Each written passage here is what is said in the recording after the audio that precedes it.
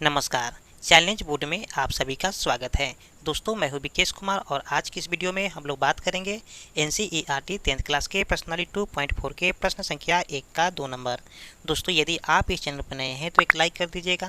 Channel को subscribe करने के साथ साथ बेल आइकन को प्रेस जरूर कर दीजिएगा ताकि आने वाला प्रत्येक वीडियो का नोटिफिकेशन सबसे पहले आप तक पहुँचे। तो आइए अब हम शुरू करते हैं। प्रश्नावली 2.4 के प्रश्न संख्या 1 का 2 नंबर है। ठीक है, ये प्रश्नावली 2.4 ऐच्छिक है, यानी कि आपके इच्छा के ऊपर निर्भर करता है। आप इसको सोल्व कर भी सकते हैं या नहीं भी कर सकते हैं। ठीक है, लेकिन अधिकांशतः बार एग्जाम में देखा गया है कि इस प्रश्नावली से बहुत सारे क्वेश्चन पूछे जाते हैं। ठीक, तो इस क्वेश्चन को बना लेना बेहतर होगा, क्योंकि जब इसको आप सोल्व करेंगे तो इससे आपको दो चीज़ें निकल करके बाहर आएगी। ठीक है, पहला कि आपका एक्सपीरियंस बढ़ेगा। ठीक है, और दूसरी बात यह है कि इसके पीछे क्वेश्चन आपने जितना ही बनाया है, ठीक है, तो वो क्वेश्चन आपको धीरे धीरे आसान लगने लगेगा। तो इसलिए इस क्वेश्चन को बनाना जरूरी है। ठीक है, तो आइए पहले इस क्वेश्चन को हम समझ लेते हैं। क्वेश्चन में कहा जा रहा है कि सत्यापित कीजिए कि निम्न त्रिघात बहुपदों के साथ दी गई संख्याएं उसकी शून्यक है। प्रत्येक स्थिति में शून्यकों और गुणांकों के बीच के संबंध को भी सत्यापित कीजिए। ठीक है, देखिए, और यहाँ पर हमें एक बहुपद दिया गया है और उसके शून्यक दिया गया है। ठीक है, तो बहुपद में दिया गया है x³ - 4x² + 5x - 2 और इसका शून्यक दिया गया है 2 1 1। देखिए, इस क्वेश्चन में कहा जा रहा है कि सबसे पहले हमें ये पता करना है कि त्रिघात बहुपद जो दिया गया है, ठीक है, ये शून्यक इसी त्रिघात बहुपद का ही है। ठीक है, और दूसरी बात यह है कि हमें शून्यकों और गुणांकों के बीच के संबंधों को भी स्थापित करना है। ठीक है, तो सबसे पहले तो हम ये कोशिश करेंगे कि ये शून्यक जो दिया गया है ये त्रिघात बहुपद का है या नहीं। तो आइए हम इस क्वेश्चन को सोल्व करते हैं। एक्सरसाइज 2.4 है और प्रश्न संख्या है 1 का 2 नंबर। ठीक है, तो सबसे पहले यहाँ पर लिखेंगे दिया गया है। ठीक है, देखिए हमें क्या दिया गया है, तो हमें एक त्रिघात बहुपद दिया गया है। ठीक है, और त्रिघात बहुपद को हमेशा px से दिखाते हैं। तो यानी कि px बराबर कितना दिया है, तो देखिए px बराबर दिया है x³ - 4x² + 5x - 2। ये मेरा त्रिघात बहुपद है। ठीक है, और इसके शून्यक भी दिया गया है। ठीक है, शून्यक यानी कि x बराबर हमें यहाँ पर दिया गया है 2।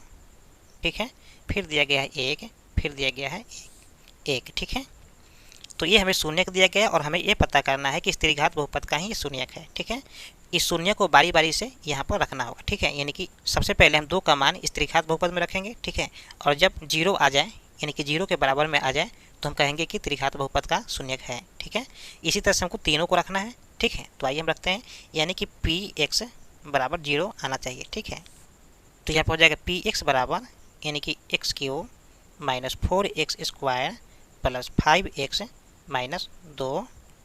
हमें यहाँ पर रखना है x बराबर 2। ठीक है, यानी कि x के स्थान पर 2 रखेंगे। ठीक है, तो यहाँ पर हो जाएगा 2 का क्यूब, ठीक है, -4 2 का स्क्वायर + 5 × 2 - 2। ठीक है, ध्यान दीजिए कि यहाँ पर 2 का क्यूब हो जाएगा 8 -4 × 2 का स्क्वायर यहाँ पर हो जाएगा 4 + 5 दूना 10 - 2। ठीक है, चलिए अब क्या करेंगे, यहाँ पर 8 -4 चौक के 16 हो जाएगा, प्लस यहाँ पर हो जाएगा 10 - 2। ठीक है, चलिए ध्यान दीजिए कि प्लस वाला को एक साथ कर देंगे और माइनस वाला को एक साथ कर देंगे। ठीक है, यानी कि 16 माइनस में है और 2 भी माइनस में है, तो यहाँ पर हो जाएगा -18।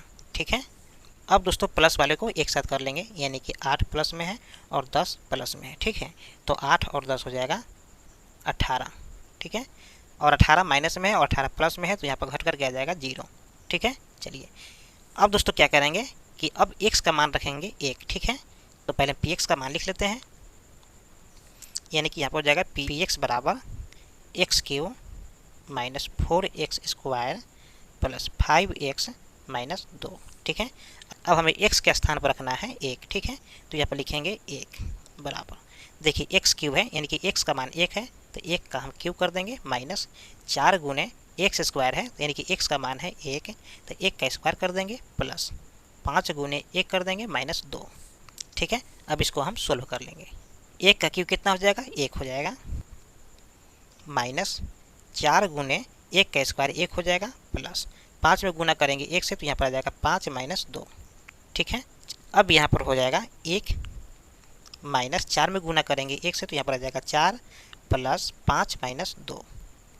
ठीक है, ध्यान दीजिए कि प्लस वाला को एक साथ करेंगे और माइनस वाला को एक साथ कर देंगे। ठीक है, चलिए तो 5 प्लस में है और 1 भी प्लस में है तो यहाँ पर हो जाएगा 6। ठीक है, 4 माइनस में है, 2 भी माइनस में है तो यहाँ पर हो जाएगा 6। ठीक है, 6 में से 6 जाएगा तो यहाँ पर हो जाएगा 0।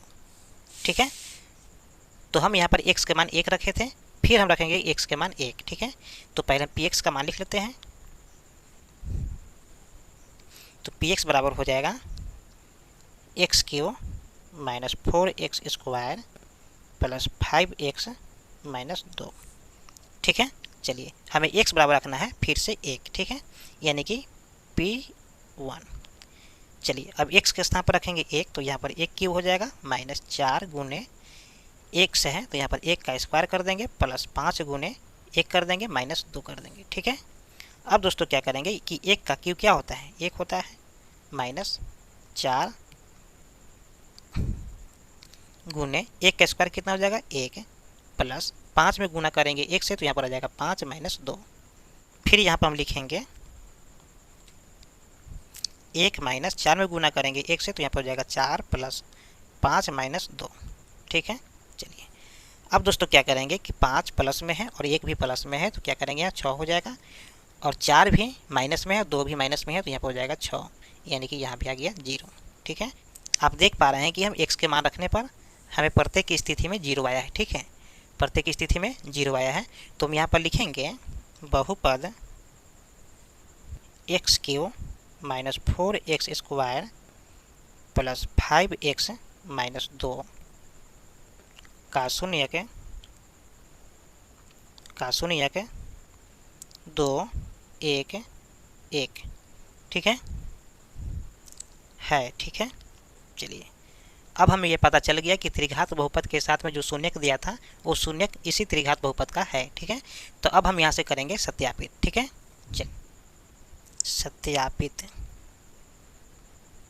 ठीक है, चलिए तो सबसे पहले क्या करेंगे कि हम px को लिख लेते हैं, यानी कि px बराबर कितना दिया है x³ minus 4x square plus 5x minus 2, और इसके शून्य कितना दिया गया है देखिए, तो शून्य को हम अल्फा बीटा और गामा से दिखाते हैं। ठीक है, तो यहाँ पर हो जाएगा अल्फा बराबर कितना हो जाएगा, अल्फा बराबर 2 हो जाएगा।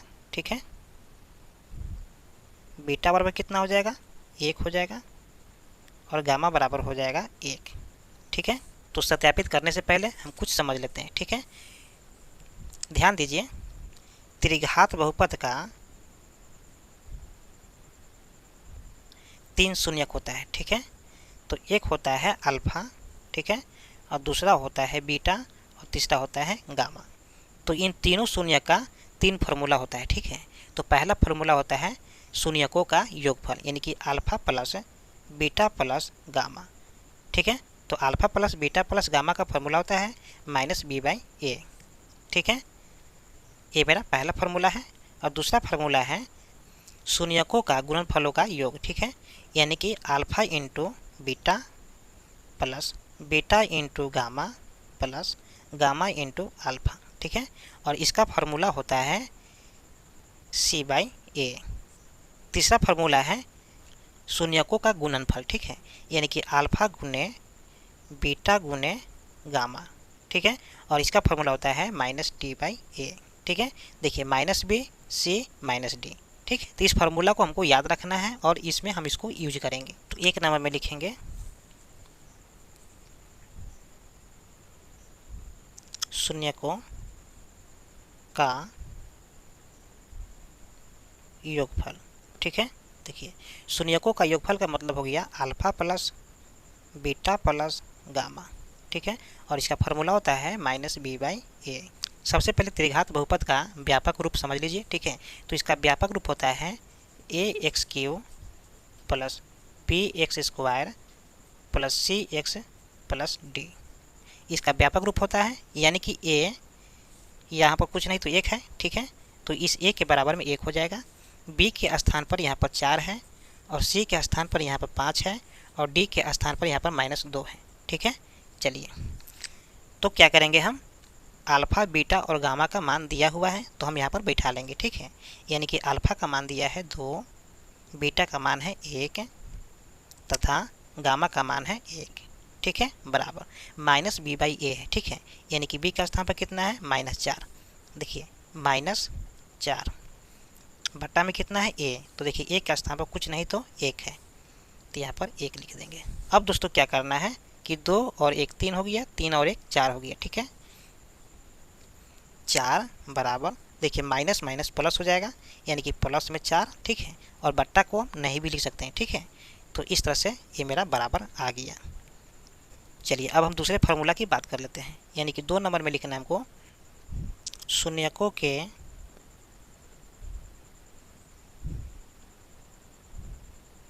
गुणनफलों, ठीक है, का योग। ठीक है, देखिए शून्यकों के गुणनफलों का योग का मतलब होता है अल्फ़ा इंटू बीटा जोड़ बीटा इंटू गामा जोड़ गामा इंटू अल्फ़ा। ठीक है, और इसका फार्मूला होता है c/a। ठीक है, चलिए अब क्या करेंगे कि अल्फ़ा बीटा का मान हमें दिया गया है तो हम उस मान को यहाँ पर रख लेंगे। ठीक है, यानी कि अल्फ़ा का मान हमें दिया गया है 2 गुने बीटा का मान कितना दिया गया है 1 जोड़ 1 गुने 1 जोड़। ठीक है, फिर यहाँ पर हम लिखना है गामा, तो गामा का मान दिया है 1 गुने और अल्फ़ा का मान दिया है 2 बराबर c/a है। ठीक है, तो ध्यान दीजिए कि c का मान हमें यहाँ पर दिया गया है 5। ठीक है, और a का मान कुछ नहीं तो 1 है, यानी कि 5/1 हो जाएगा। ठीक है, चलिए तो यहाँ पर हो जाएगा 5/1।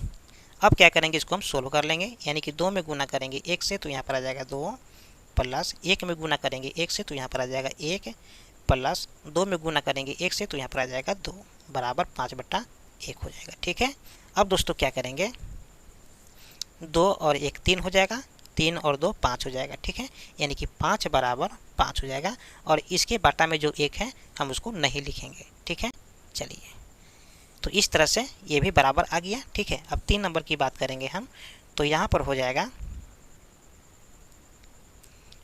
शून्यकों का गुणनफल। ठीक है, गुणनफल देखिए शून्यकों का गुणनफल का मतलब होता है alpha into beta into gamma. ठीक है, और इसका फार्मूला होता है -d/a। तो अब क्या करेंगे, हम इसके वैल्यू को बैठा देंगे। ठीक है, यानी कि अल्फ़ा का मान दिया है 2 गुने बीटा का मान दिया है 1 गुने और गामा का भी मान 1 ही है। ठीक है, तो यहाँ पर हमको रखना है d/a। तो ध्यान दीजिए कि यहाँ पर d है लास्ट में। ठीक है, यानी कि यहाँ d का मान -2 दिया गया है। ठीक है, तो -2/a है, तो a का मान कुछ नहीं तो 1 है। ठीक है, तो -2/a हो जाएगा। ठीक है, चलिए तो यहाँ पर हो जाएगा -2/a और a का मान कितना दिया गया है 1। ठीक है, चलिए अब क्या करेंगे कि इसको हम गुना कर लेंगे, यानी कि 2 में गुना करेंगे 1 से तो 2 आएगा, फिर 2 में गुना करेंगे 1 से तो यहाँ पर 2 आ जाएगा। ठीक है, बराबर देखिए माइनस माइनस यहाँ पर हो जाएगा प्लस और 2 है तो 2 कर देंगे, इसके बाटा में 1 है तो हम इसको नहीं लिखेंगे। ठीक है, तो इस तरह से आप देख पा रहे हैं कि शून्यकों के गुणनफल में भी दोनों बराबर आया है। ठीक है, तो इस तरह से क्वेश्चन सॉल्व हो गया है। ठीक है, उम्मीद करते हैं कि वीडियो आपको समझ में आ गया होगा। फिर मिलते हैं एक और नए वीडियो के साथ, तब तक के लिए जय हिंद।